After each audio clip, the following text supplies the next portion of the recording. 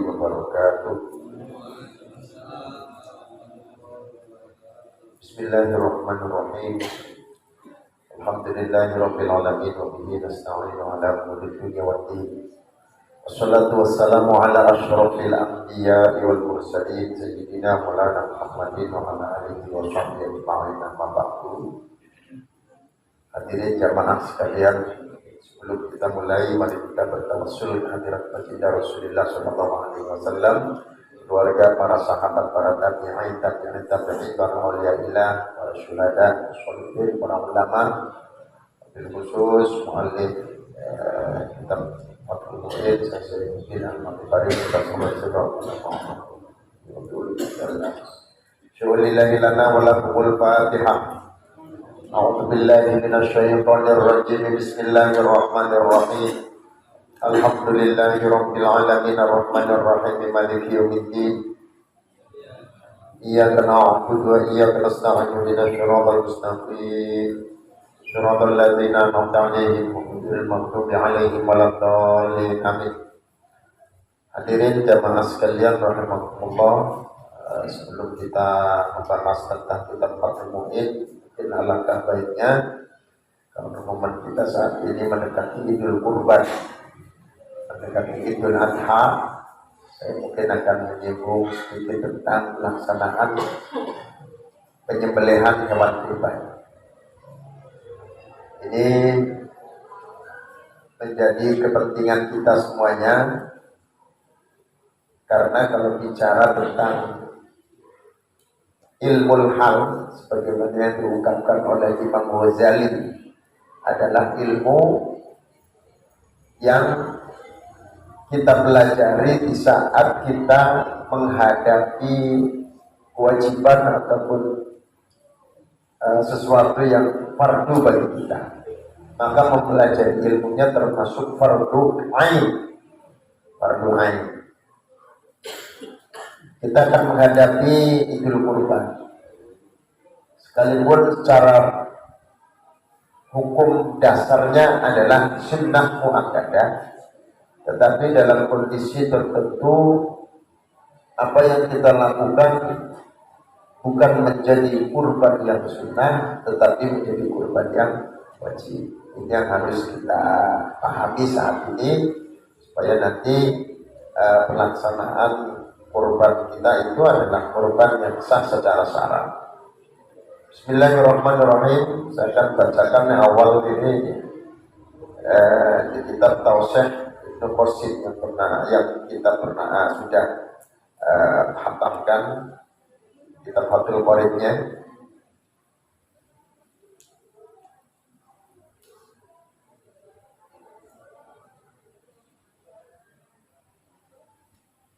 Di halaman 313.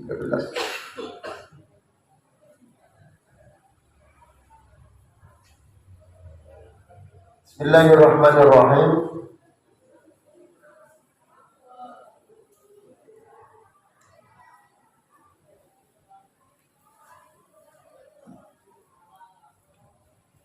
Faslun fi ahkamil udhiyah. Pasal tentang hukumnya udhiyah. Udhiyah itu istilah populer di Mekah di sana, itu lebih mengenal istilah udhiyah daripada istilah kurban.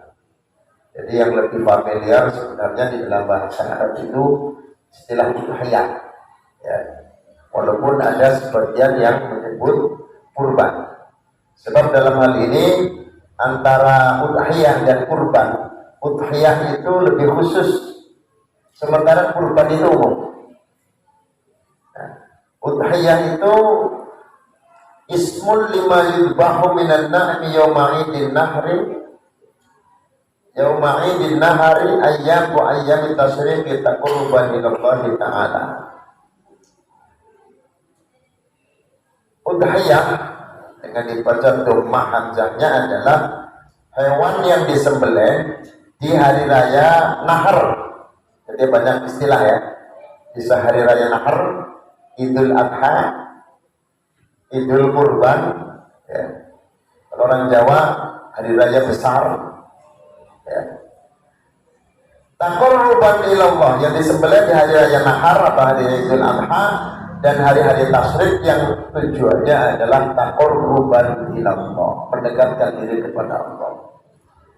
Kalau kurban sendiri sama, ya, sesuatu yang dilakukan untuk mendekatkan diri kepada Allah, baik itu dengan cara menyembelih hewan ataupun yang lain.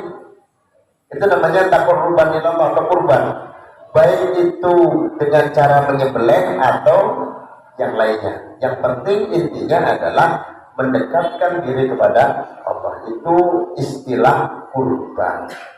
Tetapi kita lebih mengenal kurban daripada udhiyah, ya. Sudah menjadi buah bibir istilahnya. Biasa kita ucapkan, lebih mengenal istilah kurban daripada udhiyah. Padahal kalau secara khusus mestinya udhiyah. Makanya hari rayanya disebut Idul Adha. Idul Adha. Tapi nggak salah kalau kita mengatakan kurban, juga nggak salah. Hanya itu pengertian secara umum. Nah, kalau bahasa Indonesia ini lebih parah, Pak. Istilah korban itu bukan takorrub. Korban itu bukan takorrub ilallah, bukan mendekatkan diri kepada Allah. Tapi kalau dalam bahasa Indonesia, korban itu adalah orang yang dirugikan. Ya, orang yang dirugikan. Kayak pencurian, korban pencurian, gitu ya. Ada kecelakaan di jalan, korban tabrak lari, sampai ada orang yang diperlakukan dengan bentuk pelecehan seksual, itu disebut korban pelecehan seksual. Ya. Ada lagi yang dipaksa, namanya korban pemerkosaan, istilahnya korban juga. Tetapi ini dalam bahasa Indonesia, ya. Kalau bahasa Arab enggak seperti itu. Kalau kita menyebut kata korban, maka muatannya adalah taqarrub ilallah. Apapun yang kita lakukan untuk mendekatkan diri kepada Allah, itu disebut korban. Ya. Enggak seperti korbannya orang Indonesia. Indonesia itu apa aja korban. Kemalingan korban, ya, jatuh korban, kebakaran korban, semua kecelakaan yang sifatnya merugikan itu disebut korban. Jadi ada muatan taqarrub ilallah, mendekatkan diri kepada Allah. Kemudian udhiyatu sunnatun muakkadatun alal kifayah. Hukum berkurban itu sunnah yang dikukuhkan, sunnah muakkadah, tetapi di sini ada batasan alal kifayah.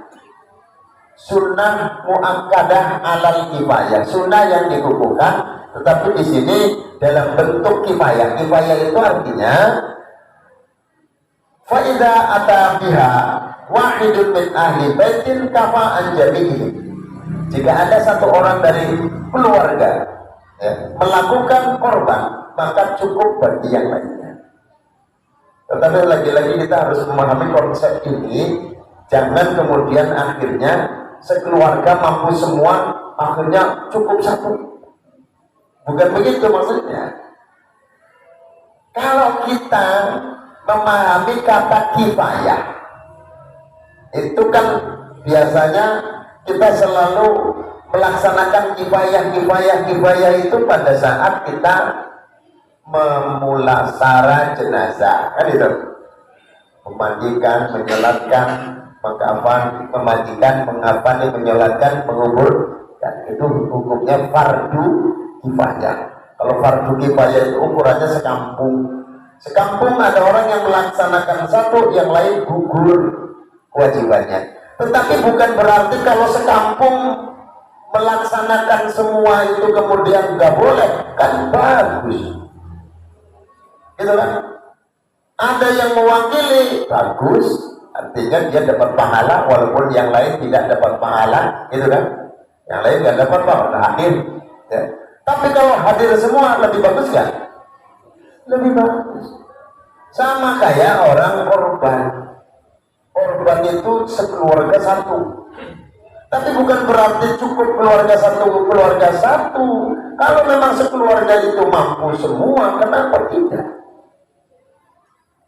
Gitu kan? Kenapa tidak?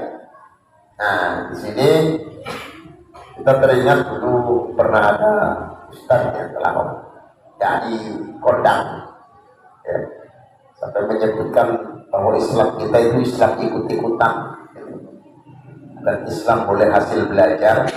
Lalu dalam penjelasannya mengatakan bahwa fardu kifayah, sunnah kifayah di dalam kurban itu satu keluarga cukup satu. Iya, memang cukup satu. Tapi kalau sekeluarga mampu semua, apa nggak boleh? Boleh-boleh saja, lebih bagus. Sama kayak sekampung nyolatin jenazah satu orang cukup untuk semua. Tapi kalau nyolatin semua semasjid, bagus nggak? Ya lebih bagus. Jadi seperti itu Pak, ya. Satu orang satu nggak masalah. Satu keluarga itu setiap orang korban semuanya boleh-boleh saja, tidak ada masalah. Tapi kalau misalnya tidak ada yang mampu hanya satu, ya, itu sudah cukup untuk yang lainnya. Itu ini sunnah muakkadah ala kifayah. Fi suqutit talaqi wala fi husulit thawabi. Di dalam gugurnya tuntutan, bukan di dalam hasilnya pahala. Kalau pahalanya yang korban yang dapat, gitu ya. Tapi kalau dalam kecukupannya, ya, tidak ada tuntutan, kita menjadi tidak dituntut, ya, tidak dituntut melakukan kesunatan yang muakkadah itu kalau sudah ada satu saja dari anggota keluarga kita yang melaksanakan kurban.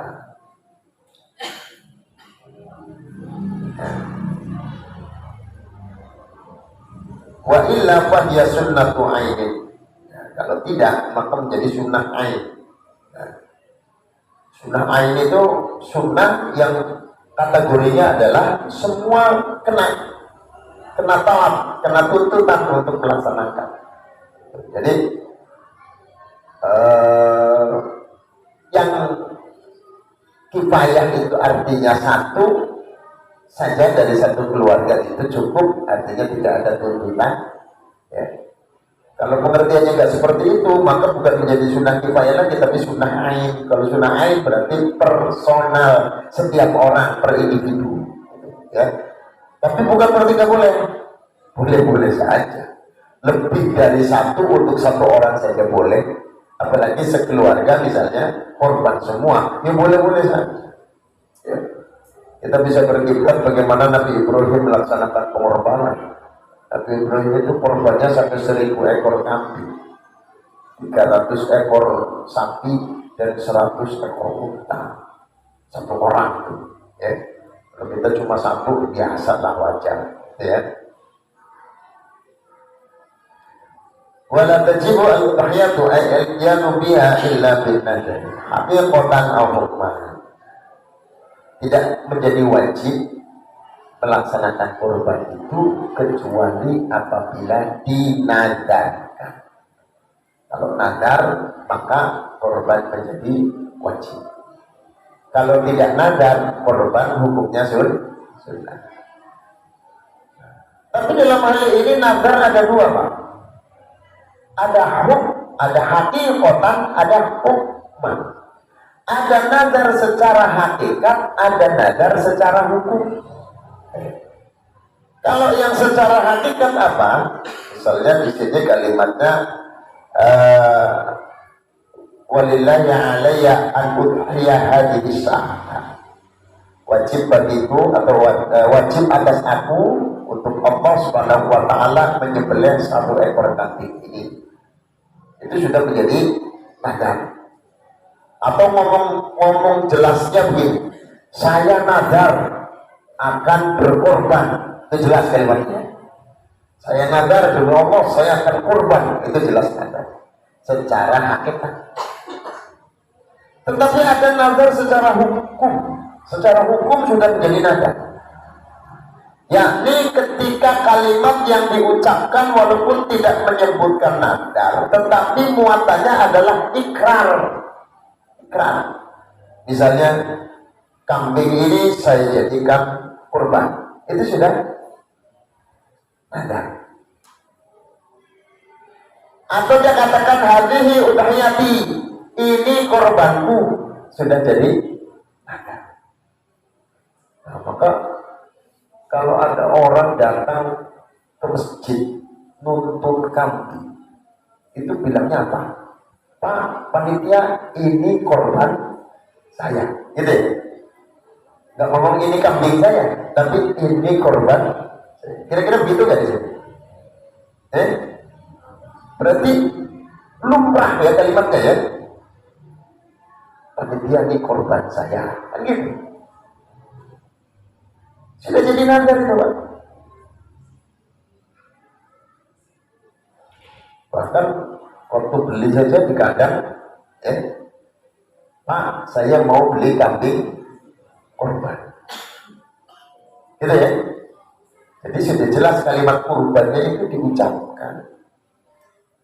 Kalau diucapkan itu berarti kalau memang maksudnya adalah ikrar, maka itu sudah menjadi nazar. Kalau begitu berarti hampir setiap kita korbannya menjadi korban wajib. Sebenarnya sih kalau kita mau jujur, mau ikhlas, mau pasrah, namanya korban itu, kita berkorban itu berarti harus ikhlas, harus jujur. Lebih bagus, gitu kan? Antara sunnah sama wajib, bagusan mana? Bagusan wajib, gitu kan? Bagusan wajib. Nah, cuma memang dalam hal ini konsekuensinya, kalau korban kita itu menjadi wajib, maka yang berkorban tidak boleh memakan dagingnya sedikit pun. Nah, termasuk keluarganya, termasuk keluarga kita yang ada di dalam tanggungannya. Karena tadi sunnah alal kifayah, maka konsekuensinya adalah dia sekeluarga gak boleh ngambil daging. Maka waktu ngasih kepada dia itu kan ngomong, jangan lupa pahamlah. Kira-kira di sini begitu nggak? Itu ya. Jangan lupa pahalanya tidak. Jadi nanti itu kalau nanti korban-korban kita itu menjemput kita pada saat Shiratal Mustaqim, ketika manusia itu akan melewati jembatan Shiratal Mustaqim, orang yang korban itu nanti dia akan datang korbannya seperti mobil Grab. Jadi nanti dibawa sama kambingnya, sama sapinya masuk surga. Dia datang, kambingnya nggak ada palanya, Pak. Untung palanya. Ditanya, ini kamu palanya kemana? Masuk kulkas. Palanya masuk kulkas. Gimana itu? Palanya buntung, nggak ada palanya. Ya Allah. Jadi gara-gara apa? Ya gara-gara dia korban sudah berikrar nazar, tetapi mengharapkan, bahkan meminta, bahkan menikmati, memakan hewan yang sudah dikorbankan dalam bentuk nazar. Korban kita gimana yang kemarin-kemarin? Oh, kita dikasih Pak Ustaz. Iya dikasih, tapi tahu kalau korban kita ada di situ. Kalau dagingnya dicampur, apa nggak mungkin kalau daging yang dicampur itu ada punya kita di situ? Kalau larangan seperti ini itu larangan yang akhirnya kalau kita makan hukumnya menjadi haram, gitu loh maksudnya. Karena sudah diikrarkan dalam bentuk nazar. Ini repot nih Pak. Dan tradisi itu sulit berubahnya. Coba berani ngomong. Pak jangan ambil Pak. Mana dia lagi bawa golok lagi. Bawa apa? Pisau lagi. Dia mungkin jangan bawa. Saya kan korban di sini. Kenapa saya nggak dapat? Bahaya itu panitia Pak, terancam nyawanya. Bawa golok ya.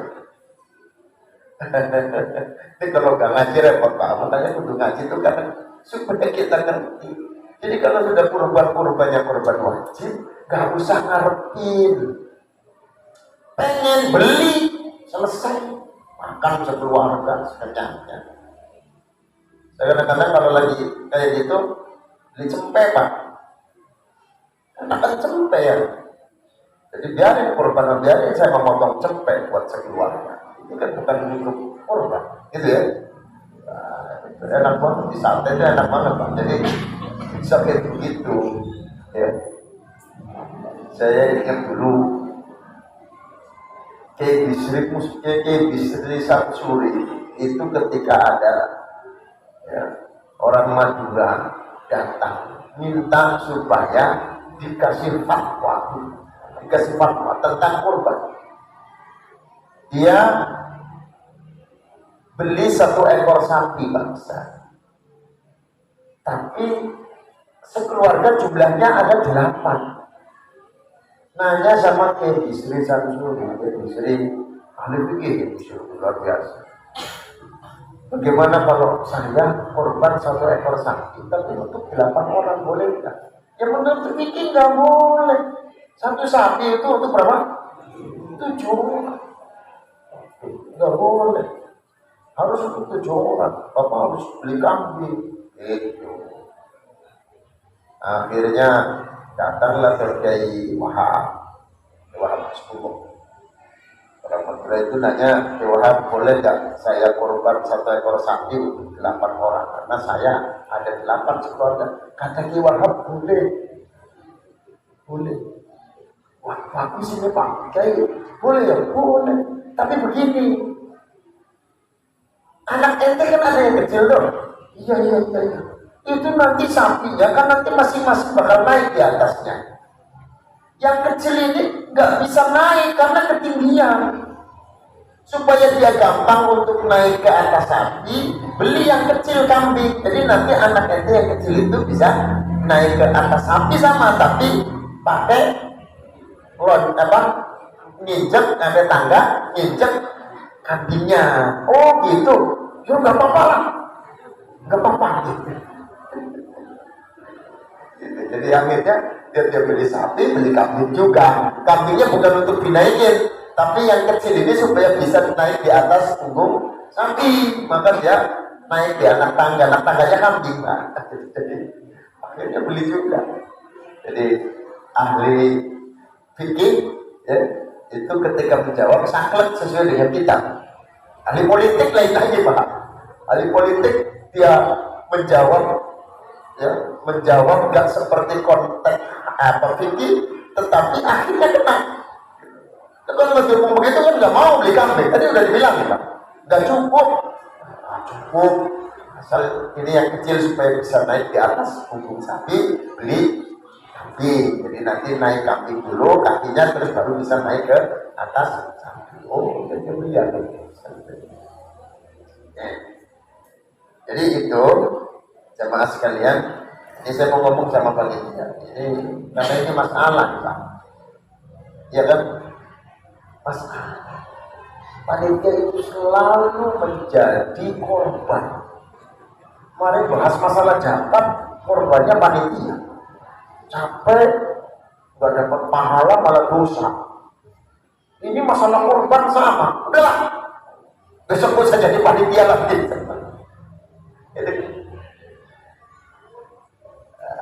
Jadi begini Pak, ini supaya kita juga bisa melaksanakan ini, tetap kita tidak lagi mempermasalahkan dengan kalimat ini korban saya. Sebab ini korban saya itu, ya, kalau tujuannya memang hanya untuk menghabarkan ikhbar, memberi informasi, itu tidak menjadi nadar. Ya, kalau kita ditanya terus kita jawab gitu kan Pak, berarti kita sedang memberi informasi apa sedang berikrar? Ya, Bang, ini kambing siapa? Kambing korban Bapak ya? Ya, ini korban saya. Tujuannya apa? Ikrar apa memberi informasi? Kalau itu memberi informasi, maka tidak masalah Pak. Tujuannya hanya untuk memberi informasi. Itu namanya ikhbar. Sama kayak ketika ke pasar, mau beli apa Pak? Mau beli kambing korban. Nah, itu kan tujuannya memberi informasi. Memang bedanya tipis. Kata insya itu adalah memulai kalimat. Ketika itu ada muatan ikrarnya. Udah bedanya begitulah. Ada muatan ikrarnya. Apa yang diucapkan itu menjadi ikrar, maka hukumnya menjadi nadar hukum. Ya. Tapi kalau hanya ikhbar, menghabarkan, memberi informasi, kalimatnya sama, hati utriyati, tapi tujuannya ngasih tahu doang, itu tidak menjadi nada. Jelas mana? Ini supaya kita juga kalau nanti mau korban, pengennya korban sunnah, tapi kok kejebak selalu menjadi korban wajib, sehingga pengen ngerasain torpedo aja susah, gitu ya. Jadi kalau tujuannya ikhbar enggak apa-apa.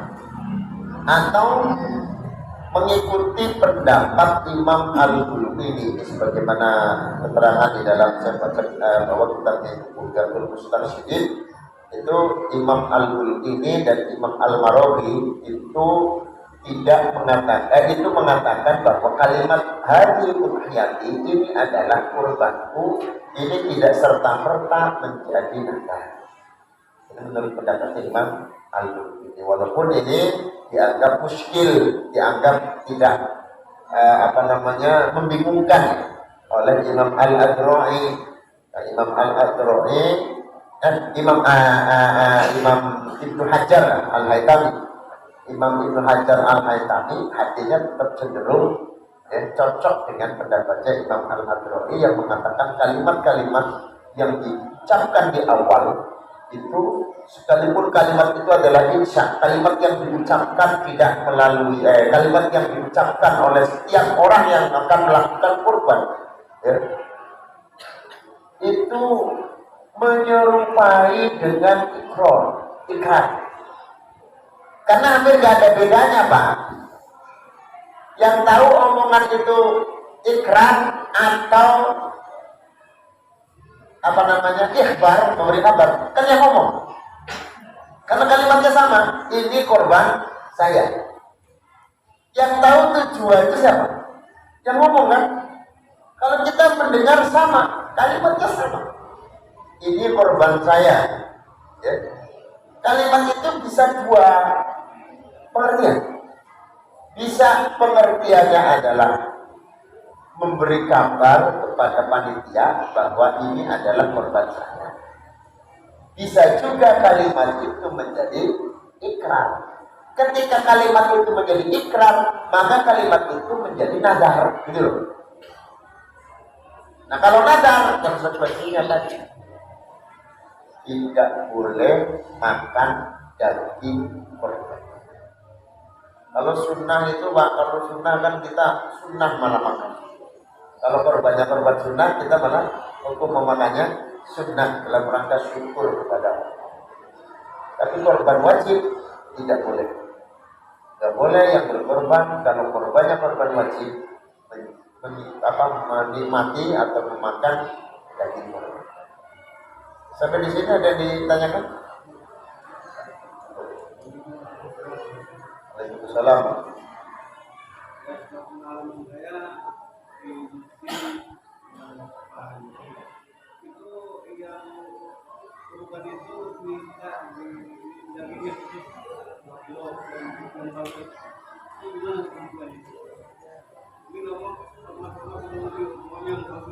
Enggak masalah kalau korbannya korban sunnah,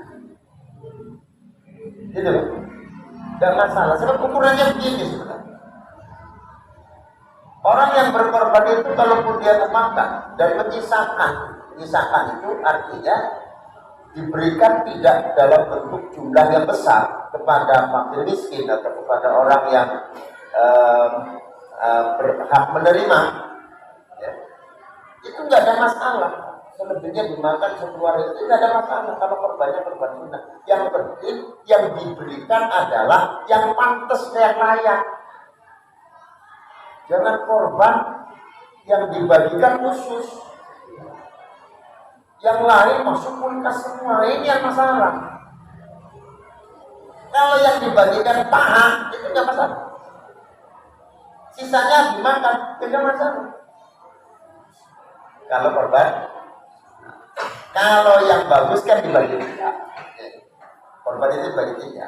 Sepertiga dimakan, sepertiga disodakohkan untuk orang yang tidak mampu, sepertiganya lagi dihadiahkan untuk orang yang mampu. Kalau orang mampu kan jangan sodakoh, Pak. Sodakoh sama orang mampu, salah.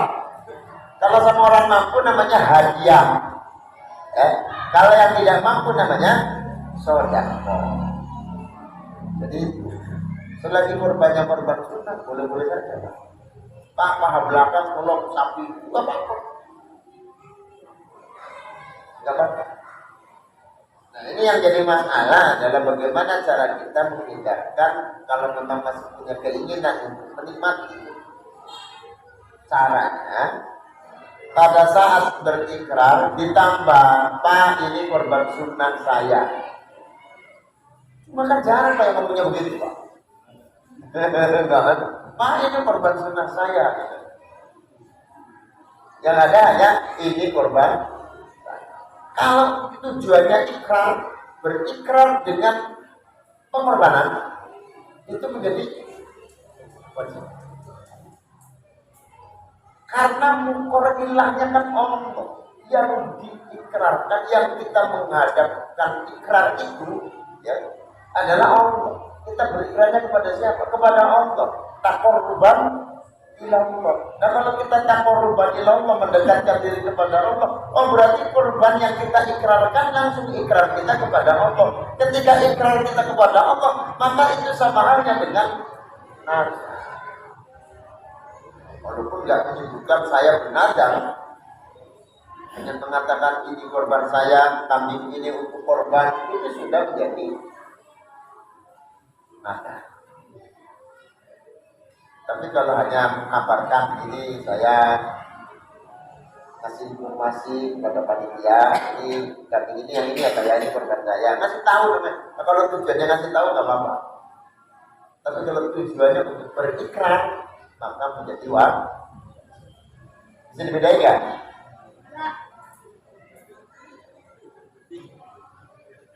Bingung? Kita ini kan memperban bawa kambing ke masjid, titip kepada panitia, Pak, ini korban saya. Terjadi. Kalau omongan ini korban saya, tujuannya ngasih tahu sama panitia bahwa ini bukan korban saya, itu nggak apa-apa. Nah, tapi kalau kalimat ini korban saya, sama dengan dia sedang berikrar kepada Allah. Berikrar. Ikrar apa ya? Ikrar apa? Kalau kita menyatakan sesuatu, itu namanya apa? Ikrar ya. Kita menyatakan sesuatu, itu namanya ikrar. Kalau menghabarkan, memberi ikrar, beda kan? Berikrar itu menyatakan sesuatu, namanya berikrar. Kalau berikhbar, menghabarkan, memberi info. Kalau tujuannya untuk memberi informasi kepada orang lain, kepada panitia atau kepada orang-orang yang bertanya tentang apa yang akan dilakukan oleh kita dengan korban ini, tujuannya menjawab pertanyaan itu dengan memberi informasi, bukan berikrar. Memang sulit ini membedakannya. Ya. Mungkin barangkali karena saya lebaran kali ini kalau saya punya rezeki saya mau lebaran, itu maksudnya ikrar mengarah ke situ. Iya. Ikrar mengarah ke situ artinya gini, itu kalau itu malah jelas. Jelas itu namanya berikrar. Itu walaupun tidak menyebutkan saya nadar sudah menjadi nadar sekarang. Sampai menyebutkan ini kambing untuk korban itu sudah. Kalau tujuannya mengikrarkan itu sebagai korban, maka hukumnya ada. Gitu kan? Tapi kalau di jalan dengan orang atau kita lagi beli sapi, lagi beli kambing, buat apa Pak? Ini buat korban gitu. Tujuan ngomong itu apa? Ngasih tahu kan?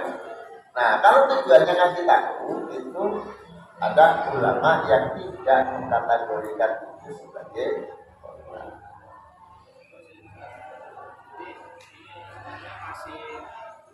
Masih ada versi-versi mati itu kan berkuburan. Terus pertanyaannya kan itu tulisannya mamanya mati, tapi keluarga mati. Tapi kalau cuma mati, katanya nanti pahalanya masuk tangan. Ayat sebutnya tapi satu orang satu. Tapi nggak boleh disebut keluarga mati karena nama mati itu siapa? Ini pahalanya khusus mati, tapi ada keluarga mati itu nanti keluarganya juga ikut dapat pahalanya. Jadi memang ada dua peristiwa. Dalam penjelasannya memang ada dua peristiwa. Tetapi gini, kalau kita bicara tentang taklif mukallaf, orang mukallaf kan kita bukan orang mukallaf, orang yang sudah akil balik, artinya orang yang menerima ketentuan hal yang wajib dari Allah, gitu ya.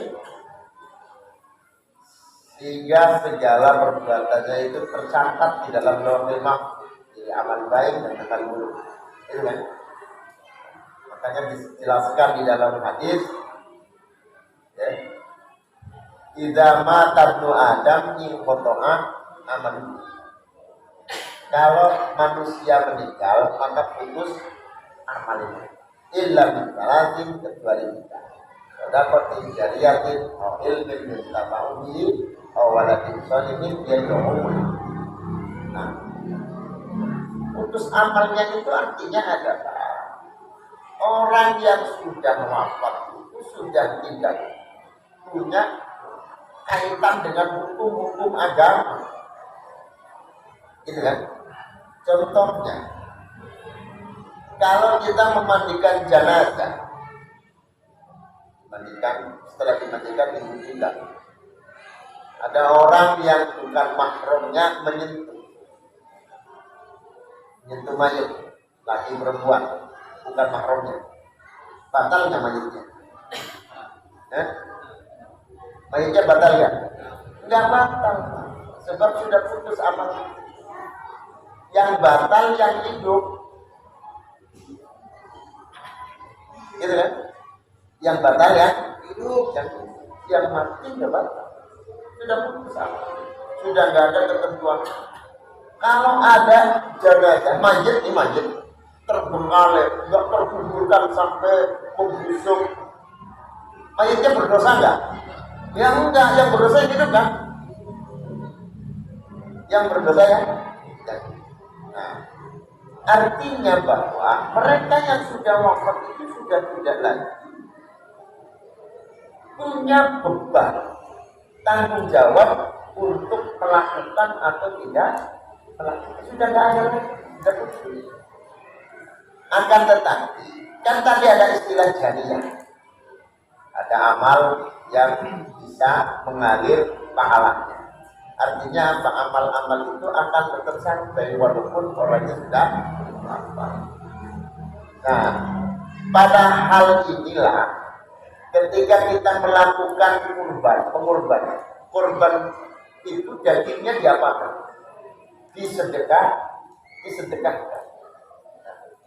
Apakah boleh disedekahkan lalu pahalanya ditujukan untuk almarhum? Ya kan boleh. Ini kan?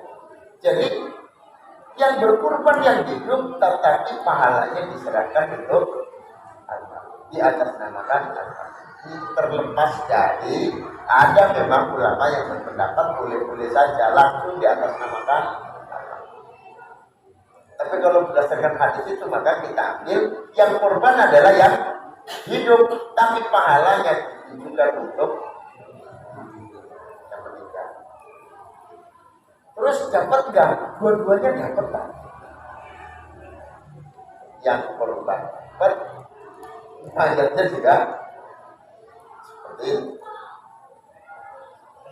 Jadi dua-duanya dapat. Sama kayak orang menunaikan kewajiban badal haji misalnya. Apakah yang melakukan badal haji dapat pahala haji? Dapat juga. Dia ada amal yang dia lakukan.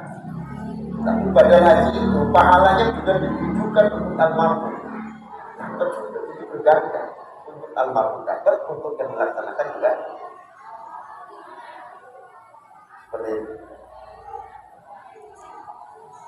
Ada lagi? Nah, sudah. Jadi ini terkait dengan nadar ya. Nah, jadi ketika kita memahami bahwa nadar itu ternyata ada yang disebut dengan nadar hukmi secara hukum, maka kalimat-kalimat kita sebelum kita melakukan kurban itu mesti kita harus ditata ulang. Kalau sampai ngomong korban, itu niat ngomong korbannya apa? Ditata. Saya niatnya mengabarkan, nggak masalah.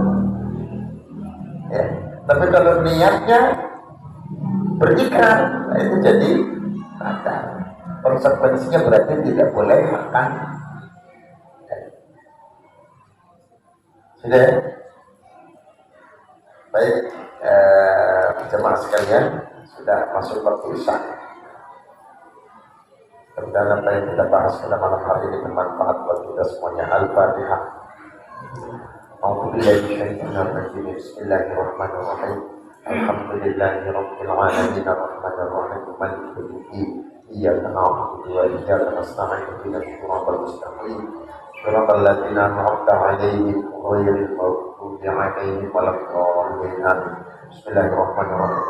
Alhamdulillahirabbil alamin Muhammadin wa ala alihi wa sahbihi ajma'in. Allahumma ighfir lana dhunubana wa dhunubina warhamna rabbana syukur wa ta'ala wa fahimna rahmana bidina wa hafal mursalin biha al malaikati wa ruhi bi rahmatika ya arhamar rahimin. Rabbana atina fid dunya hasanah wa fil akhirati hasanah wa qina adzabannar. Sallallahu alaihi wasallam. Alhamdulillahi rabbil alamin. Wallahul muwaffiq ila aqwamit thoriq. Wassalamualaikum warahmatullahi wabarakatuh.